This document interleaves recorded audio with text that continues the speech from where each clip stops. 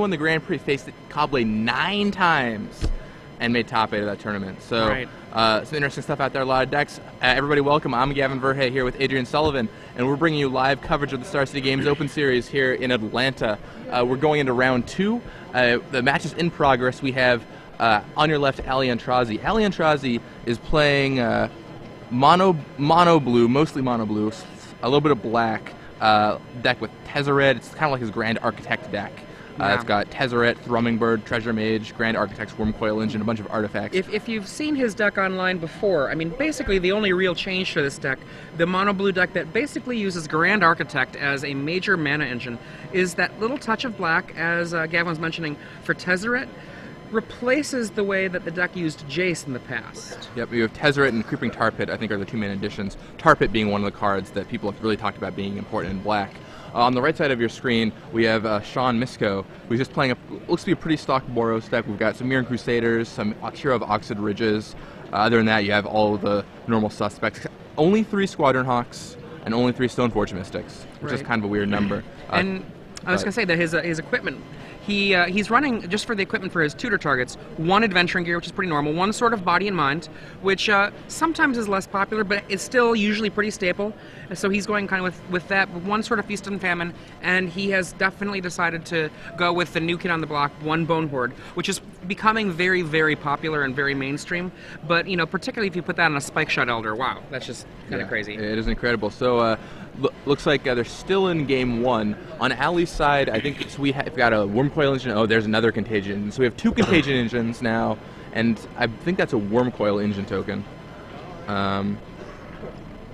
Or I think it's a 5/5 Wormcoil Engine token. I think it's been Tezzereted at some point. Okay. And we caught it right as Ali was picking him up. So Ali gets the first game on the back of double Contagion Engine, and just like you see in Limited sometimes, that card can just steal games. Absolutely. A little bit earlier in the game, one of the things that happens, obviously, I've always been a proponent of rogue decks, and Ollie's deck here, if you've been paying a lot of attention to the internets, you'll know that that this deck is real. You'll know that this deck exists. But if you haven't, you might not recognize things like Grand Architect, which a lot of people might have familiarity with in Limited, makes your creatures have +1/+1. And a little bit earlier in the match, before we cut to this match, Sean Misko attacked with a 2/3 Step Links, only to have his Step Links die in a key moment to the Treasure Mage because Grand Architect was there, making it a 3/3. And, you know, Sean kind of kicked himself a little bit there, and he finished off after combat the Grand Architect with a Lightning Bolt, but it was too late to save the Step Links.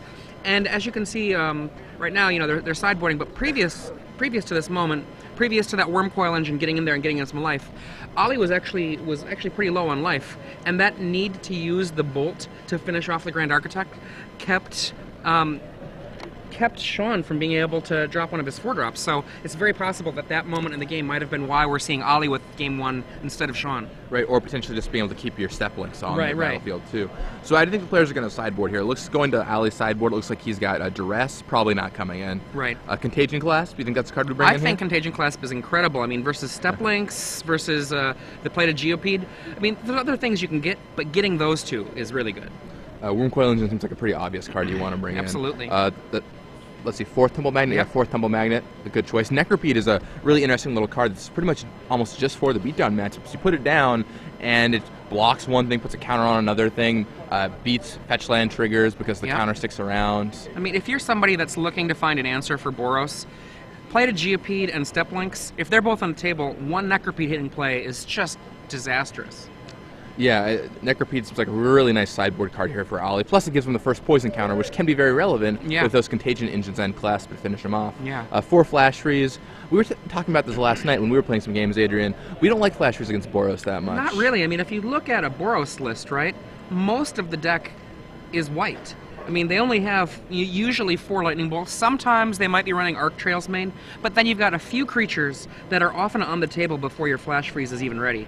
Right. Hero of Oxid Ridge and Koth of the Hammer, if they're running, you know, one of those 2 cards, you can Flash Freeze that, but the other stuff that happens in the game before then can have you dead. Yeah, and there's only 15 red spells in all of Sean's main deck, so I doubt we'll see that there. And then 1 Ratchet Bomb, finishing off the sideboard for Ollie, which we'll probably see come in this matchup. Yeah, and that's his 3rd Ratchet Bomb, so I mean, he's not running a Singleton just as a miser. He's just using this to make his Ratchet Bombs even more effective. And then coming out, Mindslaver is probably not that great here. Mindslaver seems very slow. Mindslayer probably comes out. Do you think any of the creatures come out? Thrumming Bird or Enclave Cryptologist? So people that aren't aware of this deck completely, the creatures are all blue except for one Wormcoil Engine, which is tutorable. So it's 3 Enclave Cryptologists, 4 Thrumming Bird, 3 Treasure Maid, 4 Grand Architect, and that 1 Wormcoil Engine. Thrumming Bird essentially is, in my mind, a card that he uses to push his advantage over the top. Well, in this deck, he doesn't have the advantage to begin with, and so it's probably going to be coming out. Besides that, I mean, Contagion Engine. I love Contagion Engine, but it is very expensive. I could see him dropping down to 1, and that's 3 slots for 2 Mindslavers, 1 Contagion Engine. The 4 Thrumming Birds is 7 slots, and then you could get in 1 Wormcoil, 4 Necropede, 1 Tumble Magnet, 1 Ratchet Bomb for 7 slots. I'm thinking that that's his in and out. So you think you leave the Contagion Clasp in the sideboard? That's actually including the Contagion Clasp. Oh, that is? Yeah, 1 Clasp, no, that's just 8 1 cards. Engine. Ah, okay, I see. Yeah, so we need 1 more card. Yeah. Maybe 1 Tezzeret might go. I mean, maybe it's hard to say. Not quite sure. Maybe we're missing something. Maybe he doesn't bring everything in. I don't know. I feel like you need Contagion Engine in this matchup. It seems pretty important to me to be able to Wrath them. Even if it costs 6, it generally is a Wrath. It kills all their Squadron Hawks. It kills all their Geopedes, all their Step Lynxes. I like it as a tutor target, but it being in your opening hand can be really rough. Sure. Though, to be fair, Grand Architect can make it ramping up to 6 mana quite easy. Yep. Now, they've finished sideboarding, yep. and Sean is going to be on the lead here. Yep. And real fast, looks like Sean's sideboard. Cards he's going to probably bring in here. Maybe we'll see a Divine Offering for sure. Divine Offering for sure. Arc Trail is his only other card if he felt like Ollie was going to leave in some of the low guys. Other than that, not a lot to offer here. Perilous Mirror, Mark of Mutiny. I like Luminarch Ascension. You like Luminarch Ascension here? He does not have very many ways to attack. You know, if you go a turn 2 Luminarch Ascension, those creatures like Necropede are suddenly forced to attack instead of block. That's right. Inkmoth. No. Inkmoth Nexus and Necropede don't even work against it. Yeah, they don't even do damage. Yeah. Not only do they don't do damage, and let's see. Yeah, they don't even do damage. So because it's infected damage. Here's the question. Actually, is does Luminarch Ascension trigger off of damage? And is poison damage trigger it? This was a big deal when Kibler was playing his Infect deck. Not in LA, but a couple weeks back. Okay, turn 1 Goblin Guide. Yeah, turn 1 Goblin Guide from Sean, followed by a Preordain from Ali. Looks like he's going to pick him back up. And Ali opting for the turn 1 Preordain, a play that you don't see quite as often. I think as a lot of players have started to pick up the turn 3, turn 4 Preordains. So it looks like he's digging for something. Sean serves with a Goblin Guide, and Ollie flips up an island, getting a free card. I think in this matchup, a turn 1 Preordain is more sensible, just because sometimes you might not have time to do something later on. We've got a Mystic, which is probably going to get a Sword of Body and Mind. It might get a Sword of Feast and Famine. I like Feast and Famine here, although I guess the protection from blue is very relevant in this matchup. Protection from blue seems pretty impressive right now for this deck. Protection from blue is pretty awesome. Looking over Ollie's hand, I think we see a Contagion Clasp. Let's see. So yeah, he did get Sword of Body and Mind. Yeah. Looking over his hand, I think we see Contagion Clasp, Necropede, a couple nice little anti-beatdown cards we might see enter the fray here. Now, one of the things to notice, with 4 Tumble Magnets, because I'm going to assume Ollie Aintrazi brings in a 4th Tumble Magnet versus Stoneforge Mystic, equipment really becomes less good. Definitely. Let's see, turn 2 Necropede. Passes it back. Yeah, Tumble Magnet is just a card that looks so innocuous, but when you see it played against the equipment decks, it just shuts off their sword, their crucial card that they've been waiting on. So it looks like Sean actually brought in, that's Mark of Mutiny, right? It does look like that. Yeah, so it looks like Sean actually brought in his Mark of Mutinies, which could be pretty strong here. It can take a Wormcoil Engine potentially if put out to block. And that's, once again, maybe the strength of not knowing what your opponent has. You don't know that Ollie only has, 2 Wormcoil Engines to be able to steal. Right. Which is a big difference. And, one of the things that it can be great as like a super-powered Falter, but there are so many times where this deck, it kills with creature damage, right? If it doesn't have a burn package to back it up, sometimes that mark will just be, they'll be too far out of range for it to be a kill. So we'll have to see if it ends up being useful in this match. Definitely. Looking over Sean's hand, he doesn't have a ton of options. He's got that sword, which is going to come into play. Okay, so he gives him a land. Yep, Dark Slick Shores. So Ali has access to black for sure now, and Ali's plenty happy to block with Necropede, and it looks like probably trade up with the Goblin Guide. Looks like it. He could try and make that Stoneforge Mystic a non-threat. So the thing he can do here is he's got his Contagion clasp in his hand. So if you put a counter on the Stoneforge Mystic, you can play the clasp next turn and then proliferate. But yeah, I think you have to kill the guide because the clasp is going to put a counter on something anyway. Yeah, exactly. And the other part of it is you might not actually have the time for the clasp to take something fully out, but him having the option to have like an active Mystic, so if he top decks another equipment, to be able to activate it twice. It's a very small chance, but it's one of those things where he can save a little bit of mana perhaps, and you want to just cut that ability off from having an attacker and have the Mystic active. Absolutely.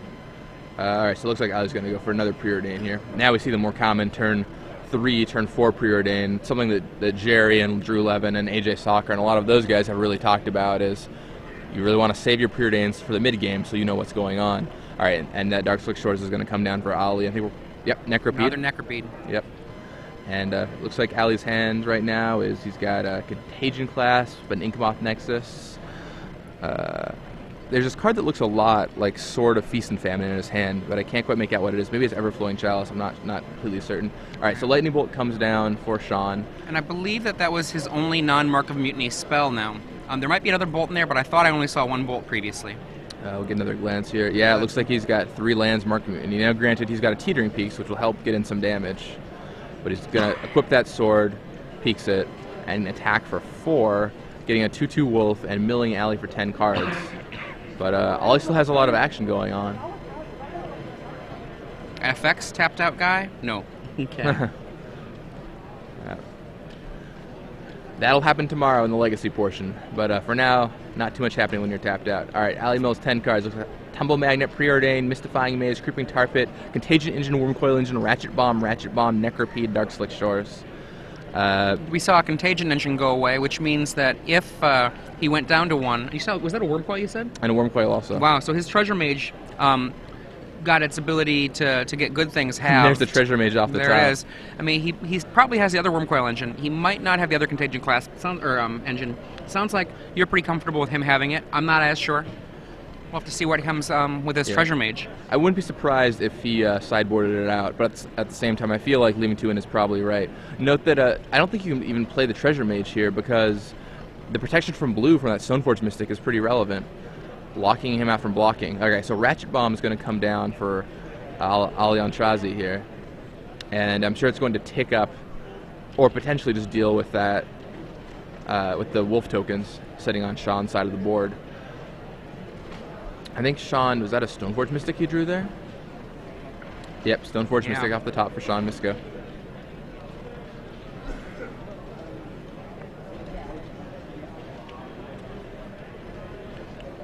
So, I mean, Sean can potentially tutor up his other sword and really start going to town on Ali here. So, let's see. Yep, there's an Inky. So the Nexus is going to block Stoneforge Mystic, making sure that that sword doesn't connect and taking Mystic down another point. So what can happen now is if Ali plays his Contagion Clasp, he can neutralize the power of Stoneforge Mystic and then be able to Ratchet Bomb away the token. But what he doesn't know is Sean's about to deploy another Stoneforge Mystic, which is going to be a huge problem. And this is almost certainly going to get that Feast and Famine. And he might just sandbag it. I mean, that Ratchet Bomb can build up to kill off that sword, and he doesn't want to have another sword out there necessarily. Depends on if he thinks he can get the damage in before the Ratchet Bomb and Ali's other resistance comes into play. Now, because of that block definitely kind of signals that he doesn't have any answers that might be relevant to the board right now. Right? He doesn't have an Into the Royal, and we have the deck lists, but Sean Misko does not know the exact list and sideboard that Ali is playing. Yeah, I think in this particular juncture, you have to throw that sword down, because if Ratchet Bomb hits 3 and starts blowing up your swords, it seems like you're going to be in a pretty bad position anyway, and I think you just have to be pretty aggressive here. You've got that Mark of Mutiny to take things if the game goes long. If he decides to Ratchet Bomb away all of your swords, then your creatures are still standing. Ali's already shown he doesn't have a lot of good answers to the next couple attacks, but we'll see what Ali's able to find here. Interesting to note is those Necropedes out of the sideboard are actually pretty awesome here because they can also block the sorted creatures, which is a big deal. hadn't really thought about that, but everyone's trying to get around the sword's protection abilities by playing cards like Wall of Tanglecord or Necropede or Perilous Mirror. We have Perilous Mirror sitting in Sean's sideboard, so all right. Let's see. So, yep, and the sword's going to come down for Sean Misko, so he's going to have 2 swords active next turn, and Ollie is looking for an answer. Ollie opts to not take up his Ratchet Bomb, so it looks like he's going to keep it just to deal with those tokens. Right. Now, at this point, with that Ratchet Bomb not being ratcheted up, it's basically because he views the creatures on the table as more important than that equipment. And so his plan has to be find some way to deal with these various different creatures that are out there. A Clasp looks like that will... What is it, at 0-1 now? It puts it to an 0-1, although if he equipped the sword next turn, it would go up in power. Right. And what do we have besides that? Maybe another Necropede would be really valuable if he has it. Thrumming Bird. Wow. So the birds are still in there, and the birds are not so impressive against Sword of Body and Mind, which is going to be a big issue. Sean can go equip both, probably both swords to the Stoneforge Mystic or the Worm or the Wolf token, and serve in for 6, dropping Ollie down to 4, untapping all of his lands if that's relevant for any reason. I think he also might just have it with that Mark Immunity. I haven't done the math, but that's 6, 7, 8. Maybe he can only drop him down to 1 here. Let's see. I'm doing the math. 1, 2, 3, 4, 5. Well, with that Ratchet Bomb, that takes care of one of the wolves, so right. a Mark won't make it happen. Correct. But it still forces him to blow that bomb before he would like to. Absolutely. And then I guess Thrumming Bird is a 2/2, but I don't know how relevant that really is right now.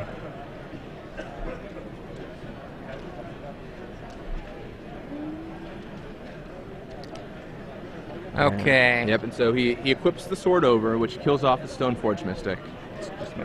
Which kills off the Stoneforge Mystic that had counters on it. Now he's going to serve in. So that Mystic is guaranteed to hit for 6 here. Question is, what does Ollie want to do? Does he want to throw the Thrumming Bird in front of the Wolf token? Does he want to Ratchet Bomb away the Wolf token? I feel like maybe his line of play here is he has to take 8, drop to 2, and then Ratchet Bomb away both tokens. Yeah, I think that's it as well. And that looks like that's what he does. He's going to also have to discard a card of some kind, but for his sake, he hopes that he has something in there that's not that great. Sure. Looks like Grand Architect, Treasure Mage, Tumble Magnet. I do not see another Contagion Engine or Woundcoil Engine in that set. Right. So it looks like his hand is Chalice, Thrumming Bird, which is getting discarded, Treasure Mage, and Contagion Clasp. So that Thrumming Bird can actually do some work the next turn by doubling up on Contagion Clasp. Also upping the counters on Ratchet Bomb if you wanted to deal with Stoneforge Mystic somehow. But those double swords on Sean's side of the table are proving to be a problem. Maybe Ollie is wishing he would have had a way to deal with that now. If he had been pumping up that Ratchet Bomb, those swords could be cleared off the board. Kills the wolves. But, okay, so he's going to take down the wolves. And with that Mark in Sean's hand, there's actually, I think, pretty much... I don't think, given Ollie's hand, that there's anything that can be done. Even if he were to cast a Necropede, I think it would be over. Because he can take it, it flies, and then equip the swords to it. And, alright, so Ollie goes for Everflowing Chalice for 1, which the Thrumming Bird can proliferate up to be 2, so it's almost like a free spell. Just cuts off some of your colored mana, and that's it. I mean, at this point, though, he just does not have enough to survive. That Thrumming Bird can't block the Pro Blue. Even with the Contagion Clasp in his hand, and even with using the Thrumming Bird to get more off. Does he have 2 Contagion Clasp in hand, or just 1? I'm not sure which card he drew this turn, but even then... It's just still not quite enough. Even then, yeah, he's just going to get Mark Mutiny, then the swords are going to get equipped to it, and that's going to be game. But Ollie doesn't know that yet. Yeah. Okay, he just picks him up. He's looking at the table. Doesn't even matter if the Mark's there. I think that he's dead even without the Mark. Yeah, because the Contagion clasps can't deal with the Stoneforge Mystic. And yeah, so the score looks like Aintrazi won, sort of body and mind won. Right. Yeah. I mean, that card is amazing here. Just with the table itself, with Thrumming Bird and with Contagion Clasp, he could only get the guy down to a 3/4 with those swords, and he was at 3 life. And Pro Blue meant that Sean's table would beat Ollie's hand plus table. Right. It's very possible there that the right play for Ollie was to kick his Ratchet Bomb up to 3 counters to deal with those swords. But the problem is he didn't know Sean had no more action. So I can understand. I mean, I would have done the same thing. I think keep the Ratchet Bomb down. I might have ticked it up to 1 and potentially tried to take off that Stoneforge Mystic. But yeah, still those swords were a big problem for Ollie. And looking at his list, I mean, it's kind of Tumble Magnet or bust. He has the magnets to deal with the swords. He obviously has Ratchet Bomb, which can be good if you have enough time. But other than that, he's got 1 Mystifying Maze he can use. I don't think he brought in Duress. He basically has to go over the top with Wormcoil engines, and other than that, have Tumble Magnet, which is his primary way of handling it, take care of it. Yeah, I mean, he doesn't have a ton of good options, but if he draws them, if he draws a Tumble Magnet, that'll really help him out. On Sean's side, he brought Market Mutiny, which I think is an interesting choice here. I don't know if it's bad. It certainly was going to be okay for him that game, but it seems like, especially on the draw in this matchup, you just have to have a good enough hand, and I imagine he's going to be sideboarding it out. Imagine on the draw. He had moments of open mana.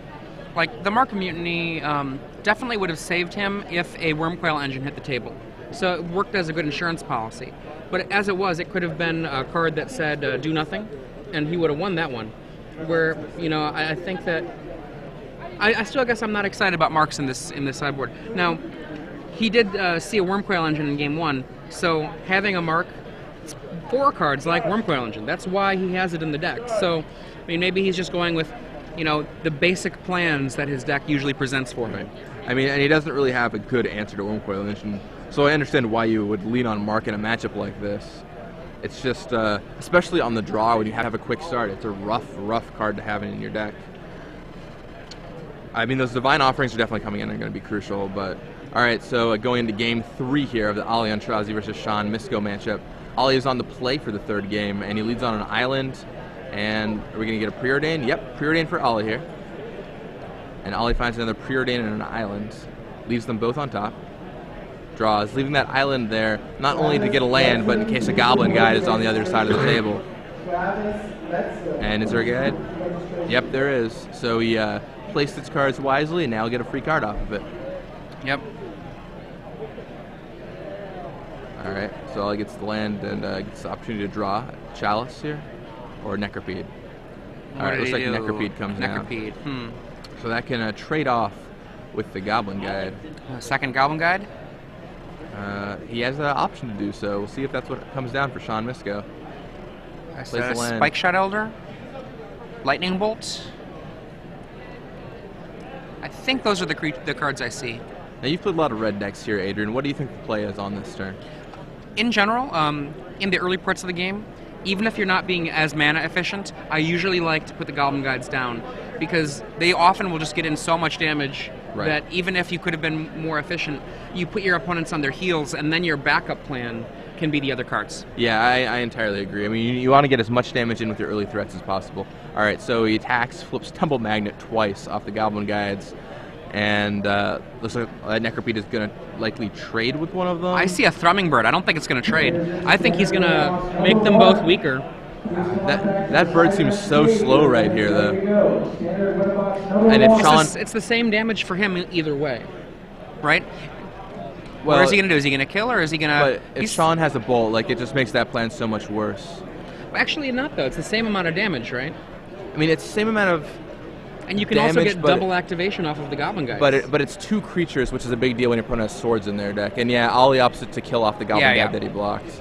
And we're going to see, I think I see a Tumble Magnet in his hand. Yep. And I think I see a Chalice. Magnet comes down. Or, no, Grand Architect. Oh, Grand Architect. Wow, which is going to fuel a Chalice. There we go. The ability of that card to be able to immediately tap for mana is just incredible. For people that played a million years ago, Worn Power Stone used to be a card that was actually really powerful. Yeah. And this is Worn Power Stone on crack. Yeah, it's quite quite a nice card to have, and very good in a deck like Ollie's that's built to abuse it. But Bolt for Sean will temper that, but that still takes care of 3 damage that would be headed toward Ollie's life total or creatures. Yeah. I believe I see Preordain, I see Treasure Mage, I'm pretty sure. Yeah, Treasure Mage sitting in Ollie's hand. Treasure Mage facing off versus Goblin Guide is just really nice. And Ollie just drew Contagion Engine, another card which might be nice here. And so he goes for a Preordain, finds Preordain and Dark Slick Shores. And Ollie has to figure out how bad he wants to find a land that comes into play untapped here. He's perfectly content keeping them. And he's just going to play the Shores and probably that Treasure Mage. Yep, Treasure Mage comes down, which will shuffle away that Preordain that he left there. But he's happy just getting the land. And Wurmcoil Engine into Ollie's hands.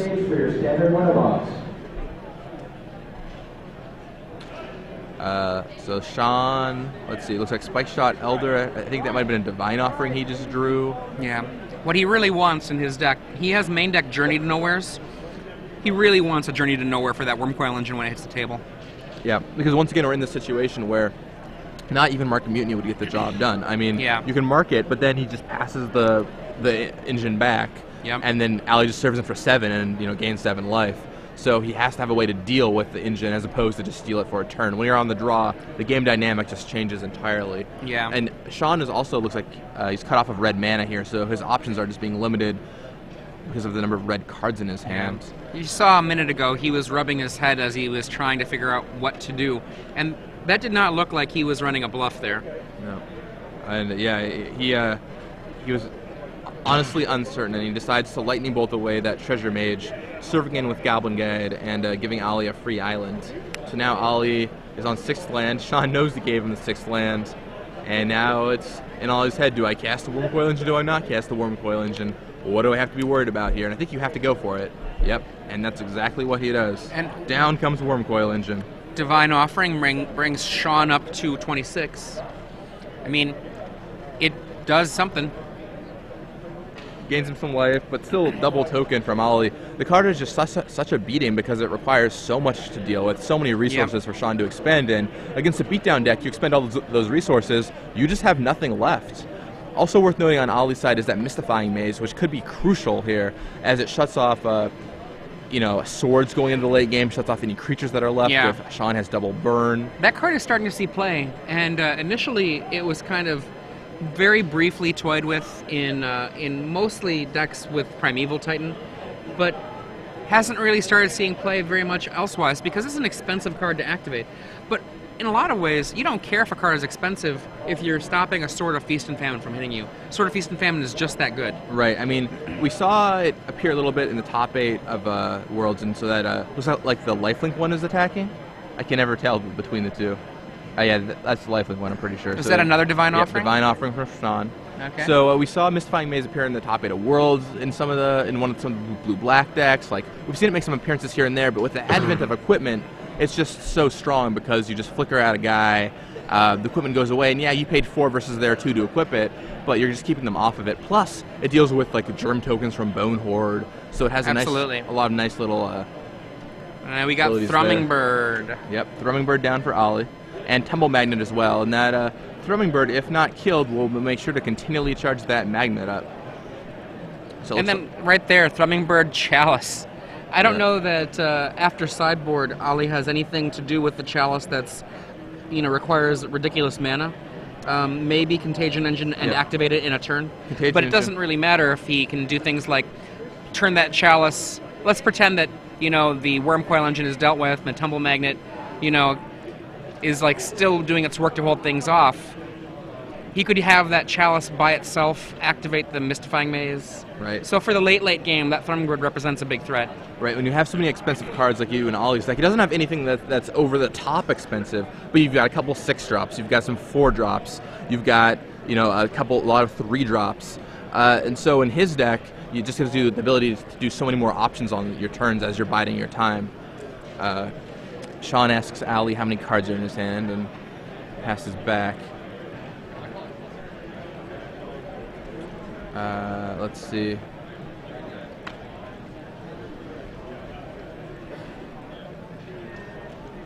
Yep, so Sean decides to Arid Mesa. crack it.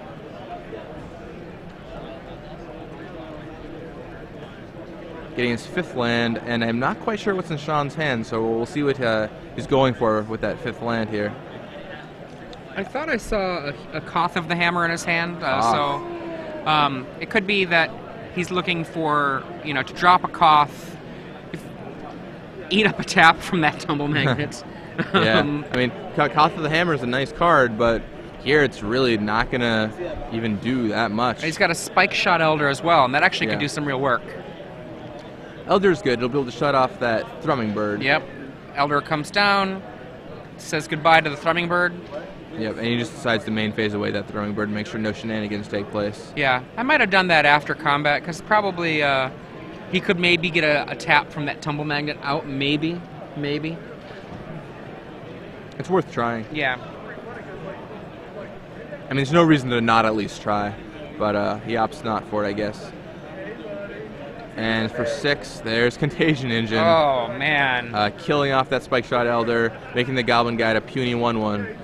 And are we going to see Ali serving with that token here? Or is he... No, he's just content to sit back on it. Yeah, no reason. He doesn't have to worry about it. Yep, he's got the time. Teetering Peaks off the top for Sean Misko. Now, 2 Divine Offerings that are out of Sean's deck already. One thing Ollie has to know is that most people are not going to go more than 2 or 3 Divine Offerings, so his artifacts are pretty safe. There's a Koth. It looks like Koth is going to be good. Granted, it'll still just get Tumble Magneted. That Worm token can start smashing into Koth, but we'll see what Sean is able to maneuver here. So yeah, he untaps the land, and it's going to go to his combat step. We'll see what Ollie does. I think you have to tap it down. So he, Teetering Peaks the Goblin Guide, and you have 3 counters on that Tumble Magnet. I see no reason to not expend one. And you can't really afford to block with your Wormcoil Engine this turn, because you want to attack that Koth. So you're gonna just, take 3 from the Goblin Guide. Wow. All right, which will drop Ollie down to 9. Ollie flips up Everflowing Chalice, not a land for the purposes of Goblin Guide, and passes right back. And yeah, Ollie is perfectly happy serving in for 3 on Koth. Now he can proliferate twice using Contagion Engine, which will take care of that Goblin Guide nicely up his Tumble Magnet. Yeah, he's in such, like, the catbird seat, as my grandpa might have said. Like, that Goblin Guide is completely dead on the table. Once the Contagion Engine starts working, I mean, one of the things that's so exciting about this is Contagion Engine seeing standard play in this standard. That's awesome. It is awesome. The Limited Bomb, some people call it the best card in Scars of Mirrored into Open, and it's certainly showing you why it's a good limited card here, as it takes away Sean's creatures and uses some cool constructed tools. So, I mean, Sword comes down for Sean, but that's not even really going to do that much. Mystifying Maze is on Ali's side, which could negate it if he wanted to, but he doesn't even need to. He's got Tumble Magnet and Contagion Engine, which is going to keep refueling that magnet. And he's... Yep, alright. So... Equip to the Goblin, and in response... Yep. Dead Guide. Oh, he's not happy about that. Shakes his head. Oh, man, you saw it. You figured me out. There's only 1 minute left in the round, though, so we don't know if Ollie's going to be able to close in time. He's got this game on lock, I think, for the most part, but the question is he actually going to be able to win it in time, which seems not likely unless there's something coming up top. And Mystifying Maze on the mountain. A good choice. Proliferating twice on that Everflowing Chalice. Pretty nice. God.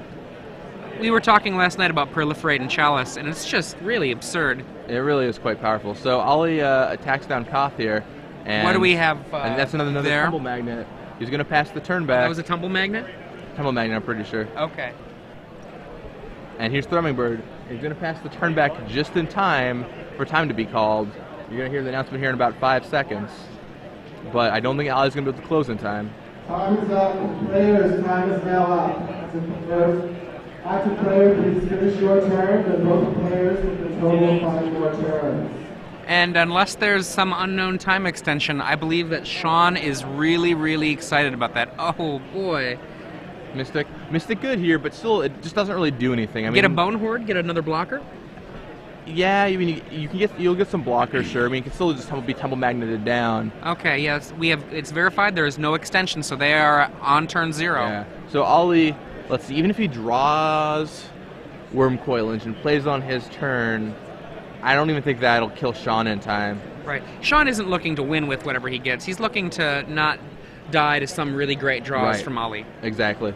And I mean, he wants to win, but I don't think that he expects he can close. right. I mean, save of drawing. Yeah, he doesn't have the opportunity to draw a triple lightning bolt even because he only has 2 draw steps left. So Sean is not winning this game. It's on Aintrazi to see if he can close it. And looking at his deck list, I don't think he can. I mean, what's the best he Maybe can do here? Tezzeret Agent of Bullets could be the one way if you play Tezzeret, Up It, and then Ultimate. I think that might be the one way he could do it. Let's see. What does he have? Does he have a Inky out there at all? I don't see an Inky. I see a Mystifying Maze and I see Colored Mana. So we're going to be on turn 1 in a second. Yep, so this is turn 1 for Aintrazi. He can deal 4 damage this turn. Right. I think he has to find Tezzeret if he wants to win this game. Is that a Preordain? I think that was Dark Slick Shores. Creeping Tar Pit.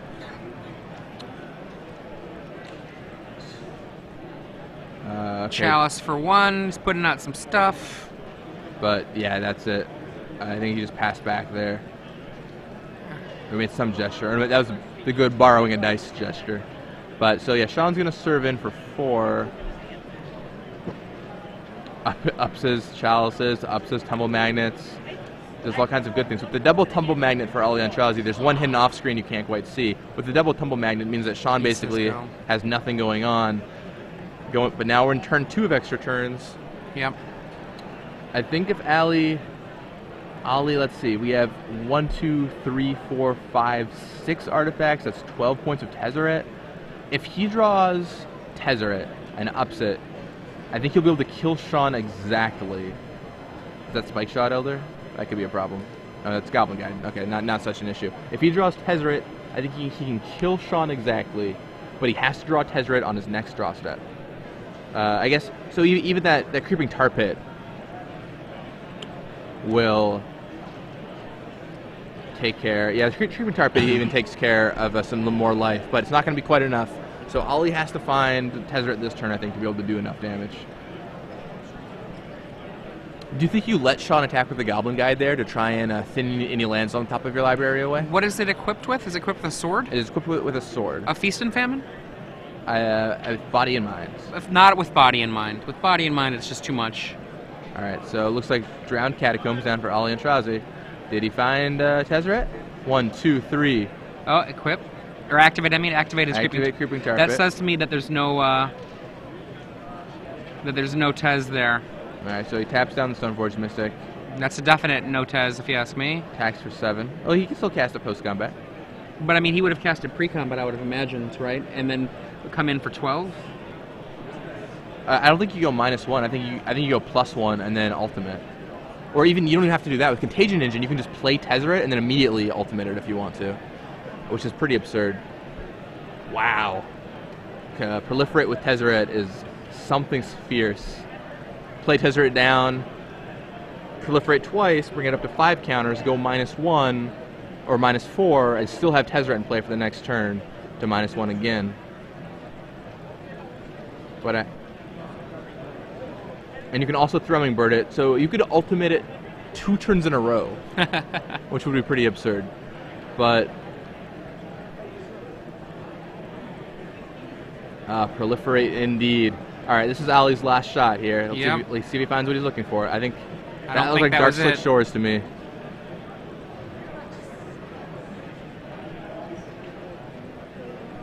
Creeping Tar Pit perhaps, but it's not going to be good enough. Ollie can serve in for 7, and I'm sure they're going through the song and dance of, will you concede to me? No. Will you concede to me? No. Looks like they're taking a draw. Looks like it to me. Yep. So the That is a draw. first match of the tournament we get to watch, Aintrazi versus Misko. Draw. Yeah. Ali had a pretty dominating position, but wasn't able to do it. I didn't see enough of game one to know if he could have played faster, or if maybe there was a point he could have conceded but didn't. But When I was over there earlier checking out the match ahead of time, it looked like they both were kind of having fun, but, you know, just being a little bit, like, taking their time here and there. So I think, honestly, that pace definitely might have been the case. So yeah, that